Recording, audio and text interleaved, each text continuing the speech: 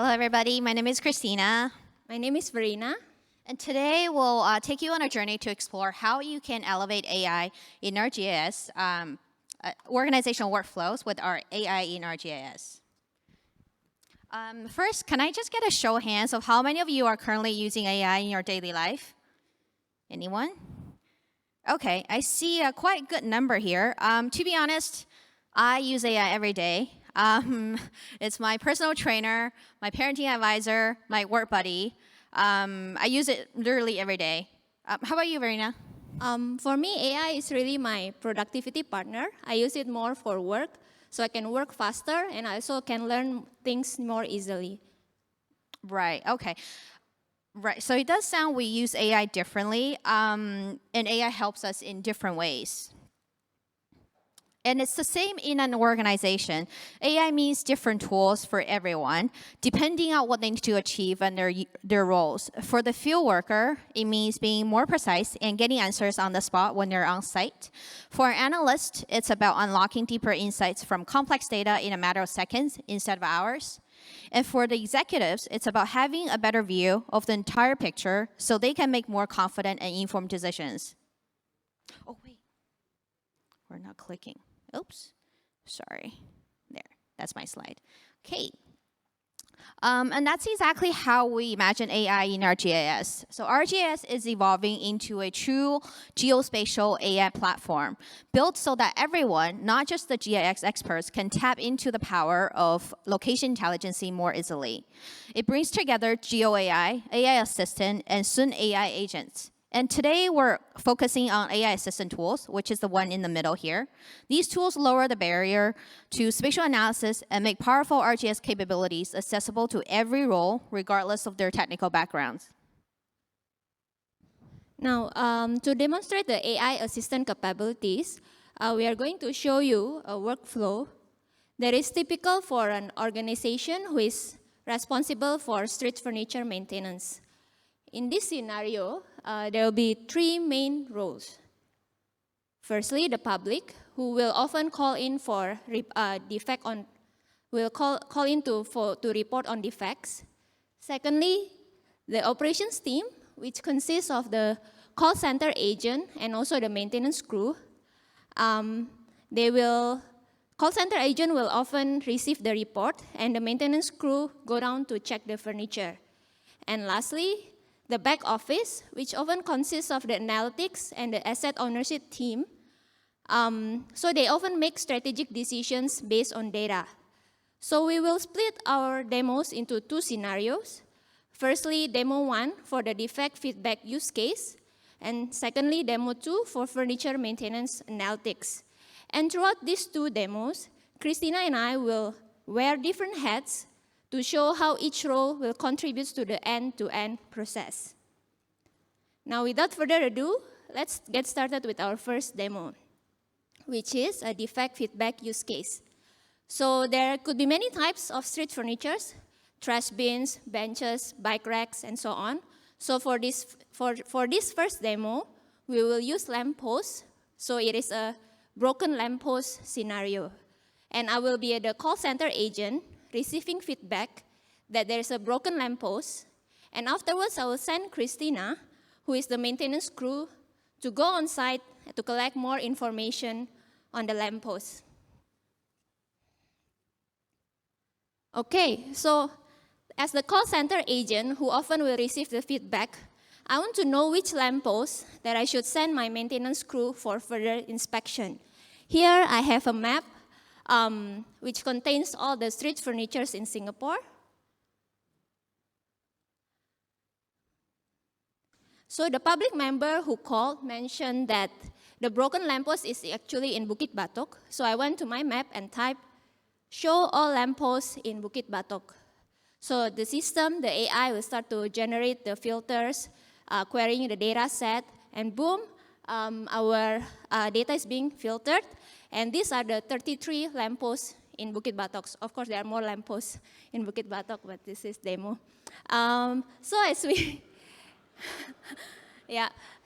can see, similarly, I remember, actually I'll continue my demo, right? So I also remember that the person mentioned that there are the lamppost is in Bukit Batok West Avenue 8. So similarly, I will continue and type on, show the lamppost in Bukit Batok Avenue 8.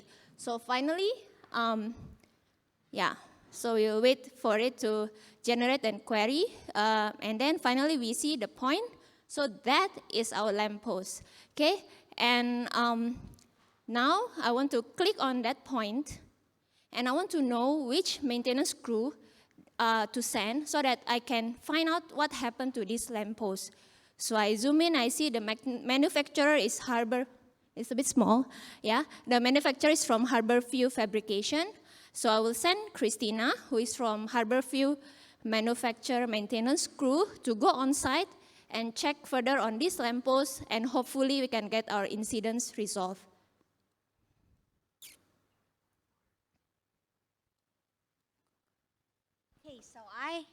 Okay, yes. So Verina, the call center agent, have dispatched me to the field.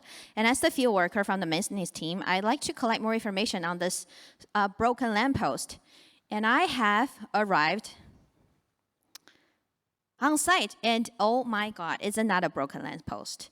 I really need to collect more information on this lamppost, and let's go ahead and pull up my survey.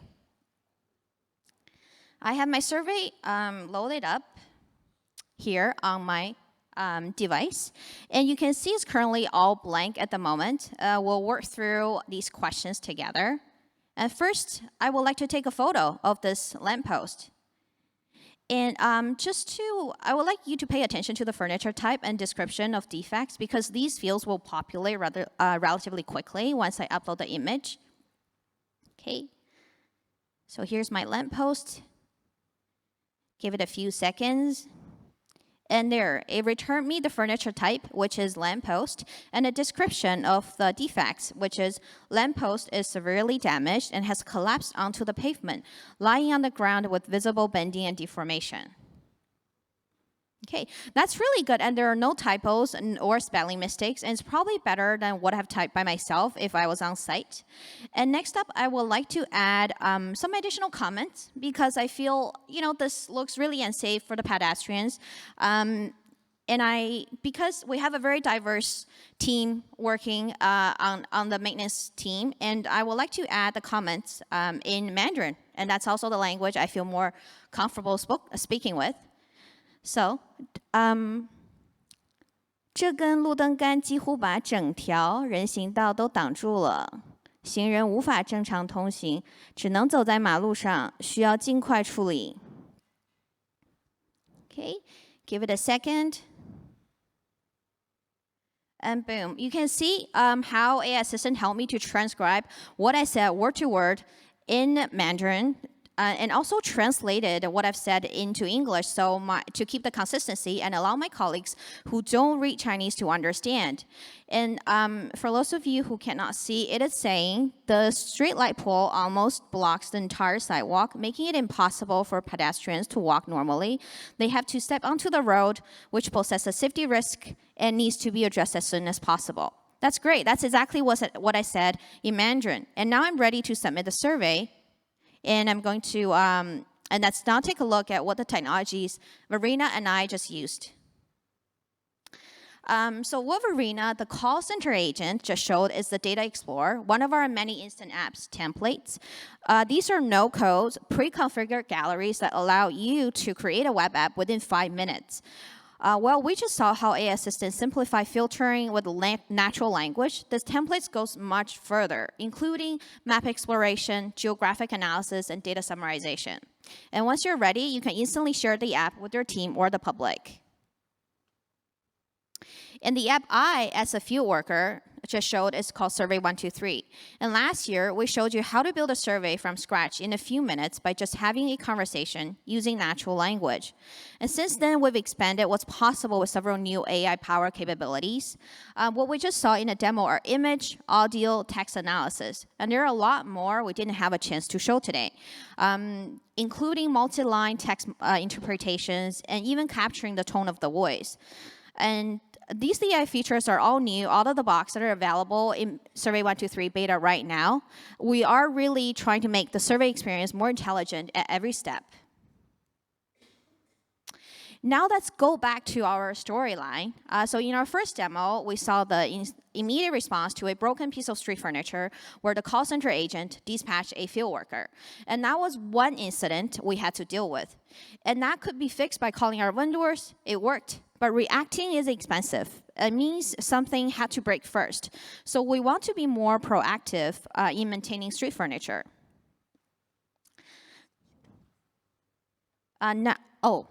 Yes, now Verina and I are stepping into our role as GIS analyst and data scientist. We are moving from the street view back to the office view.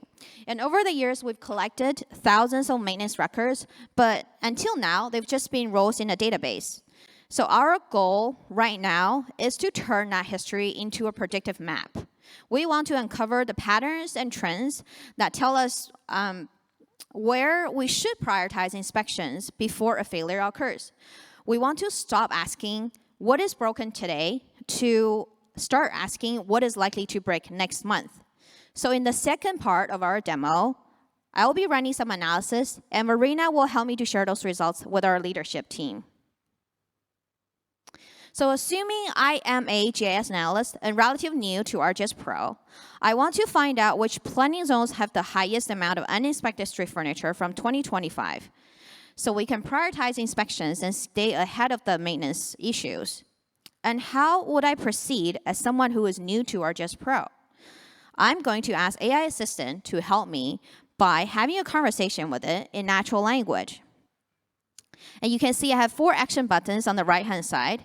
Each action also has an explanation on the bottom. You can also just ask a question in the box on the bottom here. And that's exactly what I'm going to do as someone who is new to ArcGIS Pro. So I'll ask the question I'm interested in, which is,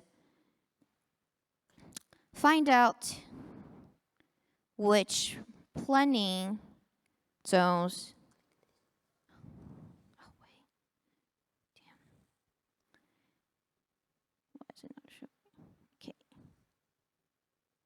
Yes. So find out which planning zones have most uninspected street furniture since 2025. And please guide me through the process. Okay. So let's give our AI friends a few seconds to think here.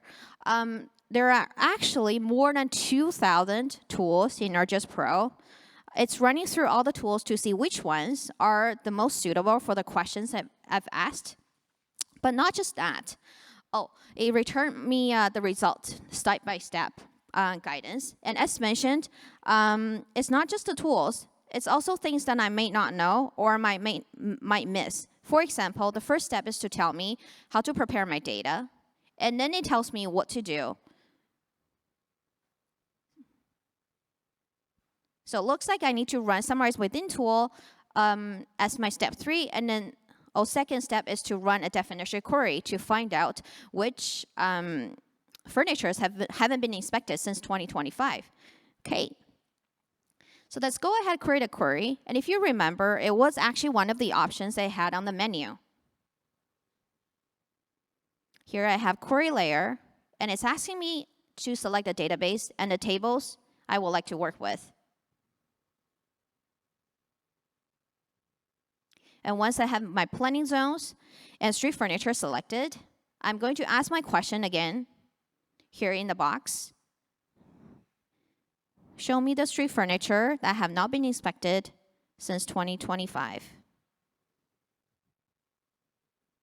Again, let it think. And it returned me a query within a few seconds, along with an explanation on the bottom, showing the logic or what it did to create this query. I quite like this one. I'm going to add this layer to my map. We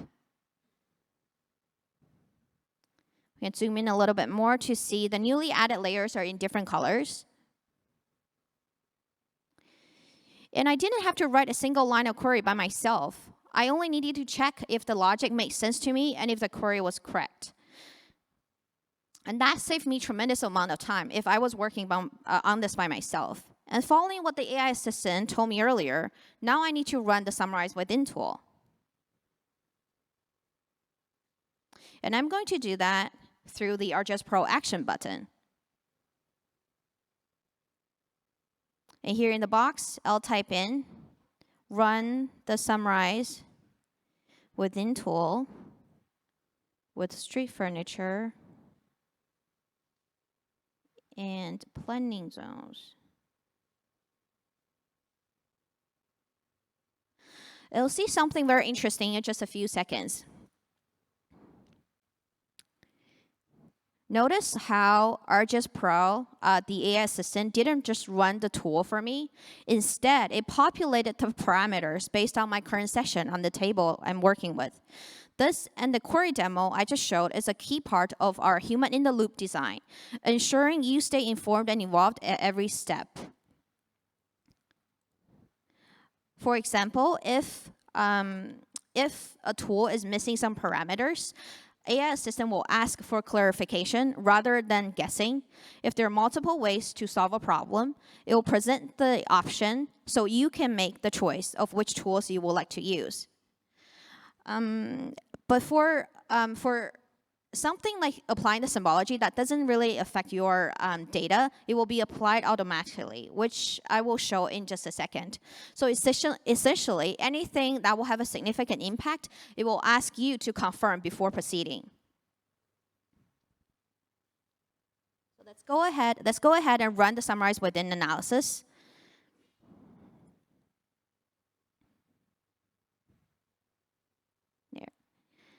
Now that we have the layer ready, I would like to change my symbology before sharing it to Verina. So in the box here, I'll type my prompt. Update the symbology of the planning zone summarized within layer to use grad colors based on count of points. Use dark blue scheme. So you can pick up typos and then grad instead of graduate. You can do that, and AI assistant will be able to pick those up. And remember, I mentioned how actions do not have significant impact, will be applied automatically. And here we have the symbology updated. Let's zoom on a little bit and turn off the street furniture layer because Verina doesn't need that. And now I'll share this with my data analyst, Verina, to make some final tweaks before she hands it off to the leadership team. Okay, I'm now part of the analyst. Yeah, I'm now part of the analyst who reports to asset ownership executives. So earlier, Christina passed me this layer, which contains planning zone with the most uninspected furnitures. And I want to present these findings to the asset ownership executives so that hopefully they can allocate more resources to these zones. So I open my data in the web viewer. In this map, I also have data points on all the street furnitures in Singapore. So I zoom into the zones with the most uninspected street furnitures, and as I click on the data, as you can see above, it only gives me the basic information of the furnitures, the materials, the size, where it is, and so on. So I actually wanted to add maintenance history so that I can show the executives the full context of what is happening to the furniture. The full context of what is happening to the furniture. Let me see.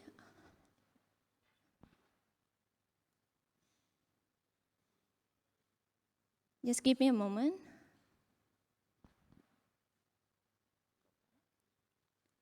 The full context of what's happening to this furniture. I mean, if we want to show the most unexpected zone, how many maintenance has been performed on this furniture, on each of the furnitures, on each of the data points in this zone to justify this finding. And additionally, it will also help us have a sensing of what actually happened to the furnitures, what is its condition. So now, to do that, it means that I have to use all the maintenance records that are actually available in another table and combine them into this map. And the record has details about when maintenance was performed, what type of maintenance was performed, who performed, essentially when, who, what, and also other details about the maintenances. And if I actually want to combine this into the table, I actually need to do coding, particularly in ArcGIS language. So I'm going back to my map viewer, and I open up my pop-up settings. Yeah, so we open the pop-up settings, and then we add content and choose ArcGIS. So as I let the ArcGIS expression editor pop up, and I realized that I'm actually not so proficient in ArcGIS expression. I mean, there's JavaScript, Python, but ArcGIS, maybe not so many people are familiar with ArcGIS.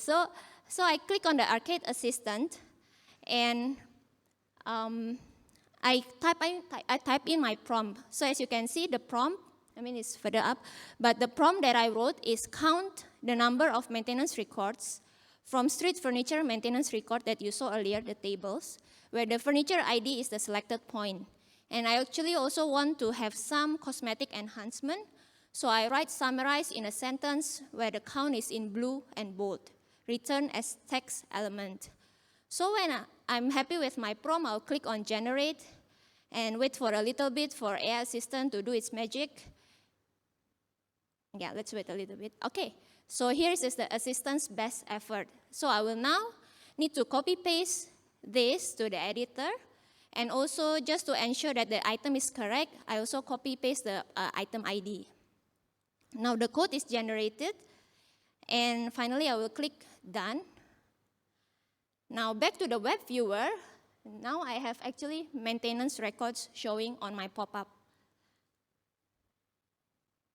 Now I want to enhance this a little bit further by adding the maintenance records. So again, I will continue to write prompts. Okay, I will go and click the content, add content.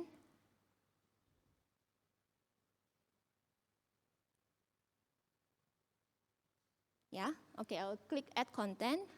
And then similarly, I'll put on the codes, and the prompt that I write this time is create an HTML table listing all my maintenance date, maintenance type, performed by from the street furniture record, and order by the latest maintenance date. And similarly, I also add some cosmetic prompts such as margins, borders, and so on. And again, once I'm happy with my prompt, I will click on generate.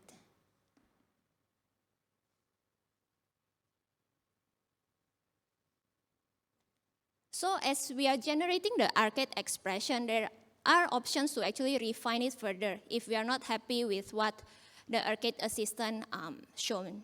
So you can see the blue button of refine. So now our code is being generated, and we just replace the code again. Now we are back to our map viewer. Now the tables are all shown, and the map is now showing all the maintenance records in a tabular format, so that if any of the asset ownership executives would like to probe further on any data points, they can click on it to explore more. And hopefully they will allocate more resources to the zone with the most uninspected furnitures. Now we'll go on to the technologies that we have shown you earlier. So Christina has shown how ArcGIS Pro can help us by using natural language, so that you don't have to go through all the 2000s tools by yourself to find out which one will work for you. She also showed how AI assistants can help you write a query and trigger common actions such as changing the symbology. ArcGIS Pro Assistant is currently available in beta mode only, by invitation only. You can scan the QR code to register your interest. And I've also shown you ArcGIS coding assistance in ArcGIS language. There is also coding assistance in Python, which is in ArcGIS notebooks, as well as in ArcPy in ArcGIS Pro.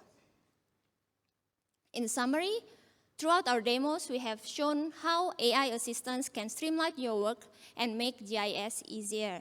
4 different products used by 4 different roles were shown. Firstly, Data Explorer being used by the call center agent, Survey 123 by the maintenance crew, ArcGIS Pro by the analytics team, Arcade Assistant by the analyst to present the result to the executives. And these are the products that we have shown you earlier. And not only those 4 products, ArcGIS AI Assistance is available in many more ArcGIS product suites from documentation, business analysts, hubs, story maps, and more. Now, to use this ArcGIS Assistant, you can go to the organizational settings in ArcGIS Online and enable it so that the whole organization can use it. Thank you, Verina. And I'd like to bring everyone to the slide we show at the beginning of our presentation. ArcGIS is evolving into a true geospatial AI platform. And it's built on an enterprise AI foundation. GeoAI advances the science of GIS by using AI models to extract and analyze information from imagery, vector, tabular, and text data at scale.